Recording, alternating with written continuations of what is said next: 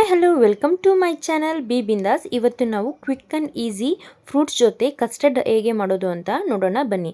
ಬೇಕಾಗಿರೋ ingredients: custard powder, milk half litre, sugar, ಅದಕ್ಕೆ ಬೇಕಾಗಿರುವಂಥ ಫ್ರೂಟ್ಸ್, ನಿಮ್ಗೆ ಇಷ್ಟ ಬಂದಿರೋ ಫ್ರೂಟ್ಸ್ನ ನೀವು ಆಯ್ಕೆ ಮಾಡ್ಕೋಬೋದು.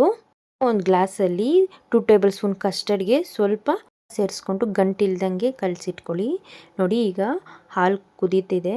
ಈ ಟೈಮ್ಗೆ ನಾವು ಕಸ್ಟರ್ಡ್ ಮಿಕ್ಸ್ ಮಾಡ್ಕೊಂಡಿದ್ದೀರಲ್ಲ ಅದನ್ನು ಆ್ಯಡ್ ಮಾಡ್ಕೋಬೇಕು. ಜೊತೆಗೆ ಸ್ವಲ್ಪ ಶುಗರ್ ಇದೆಯಲ್ಲ, ಒಂದು 4 to 5 ಟೇಬಲ್ ಸ್ಪೂನ್ ಹಾಕ್ಕೊಳ್ಳಿ. ಯಾಕಂದರೆ ಫ್ರೂಟ್ಸು ಸ್ವೀಟ್ ಇರುತ್ತೆ. ಸೊ ಅದರಿಂದ ನಿಮಗೆ ಬೇಕಾಗಿರೋ ರೀತಿಯಲ್ಲಿ ನೀವು ಶುಗರು ಜಾಸ್ತಿ ತಿಂದರೆ ಜಾಸ್ತಿ ಹಾಕ್ಕೊಳ್ಳಿ, ಕಡಿಮೆ ತಿಂದರೆ ಲೈಟಾಗಿ ಹಾಕ್ಕೊಳ್ಳಿ. ನಾನು 4 ಟೇಬಲ್ ಸ್ಪೂನ್ ಆ್ಯಡ್ ಮಾಡ್ಕೊಂಡಿದ್ದೀನಿ. ನೋಡಿ, ಈ ಥರ ಬರಬೇಕು. ಈಗ ನಾವು ಸ್ವಲ್ಪ ಕೂಲ್ ಆದಮೇಲೆ ನಾನು ಫ್ರೀಝರಲ್ಲಿ ಇಟ್ಕೊಳ್ತಿದ್ದೀನಿ.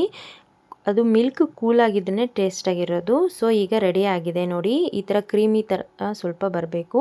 ಈಗ ನನಗೆ ಎಷ್ಟು ಬೇಕೋ ಅಷ್ಟು ಪ್ರಮಾಣಕ್ಕೆ ನಾನು ಒಂದು ಕಂಟೈನರಲ್ಲಿ ಶಿಫ್ಟ್ ಮಾಡ್ಕೊಳ್ತಾ ಇದ್ದೀನಿ. ಸೊ ನಾನಿವಾಗ ಈ ಫ್ರೂಟ್ಸ್ ತೊಗೊಂಡಿದ್ದೀನಲ್ಲ, ಆ್ಯಪಲ್ಲು, ಬನಾನಾ, ಡೇಟ್ಸು, ಆಲ್ಮಂಡ್ಸು, ಅಂಜೂರ, ಈ ಥರ ನಿಮಗೆ ಯಾವುದ್ಯಾವ್ದು ಬೇಕೋ ಅದನ್ನು ಆ್ಯಡ್ ಮಾಡ್ಕೊಳ್ಳಿ. ಯಾರು ಫ್ರೂಟ್ಸ್ ತಿನ್ನಲ್ವೋ ಸೊ ಅವರು ಈ ಥರ ಖಂಡಿತವಾಗ್ಲೂ ಟ್ರೈ ಮಾಡ್ಕೊತೀನಿ. ತುಂಬ ಚೆನ್ನಾಗಿರುತ್ತೆ, ಟೇಸ್ಟಿಯಾಗಿರುತ್ತೆ. ಫ್ರೂಟ್ಸ್ ತಿಂದರೆ ತುಂಬ ಹೆಲ್ತ್ಗೂ ಒಳ್ಳೆಯದು. ಸೊ ನಿಮಗೆ ಯಾವ ಥರ ಫ್ರೂಟ್ಸ್ ಬೇಕೋ ಅದನ್ನು ಹಾಕ್ಕೊಳ್ಳಿ. ಸೊ ನಾನು ಇದಕ್ಕೆ ಹನಿನೂ ಆ್ಯಡ್ ಮಾಡ್ಕೊಳ್ತಾ ಇದ್ದೀನಿ.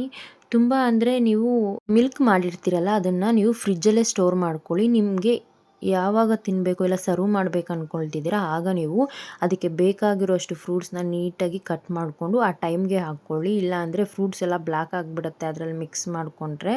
ತುಂಬ ಹೊತ್ತು ಅದರಲ್ಲಿ ನೆಂದ್ರೂ ಚೆನ್ನಾಗಿರೋದಿಲ್ಲ ಟೇಸ್ಟು.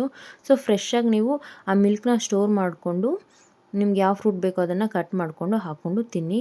ನಿಮಗೇನಾದರೂ ನಮ್ಮ ಚಾನಲ್ ಇಷ್ಟ ಆಗಿದ್ದರೆ ಪ್ಲೀಸ್ ಲೈಕ್ ಮಾಡಿ, ಶೇರ್ ಮಾಡಿ, ಕಮೆಂಟ್ ಮಾಡಿ. ರೆಸಿಪಿ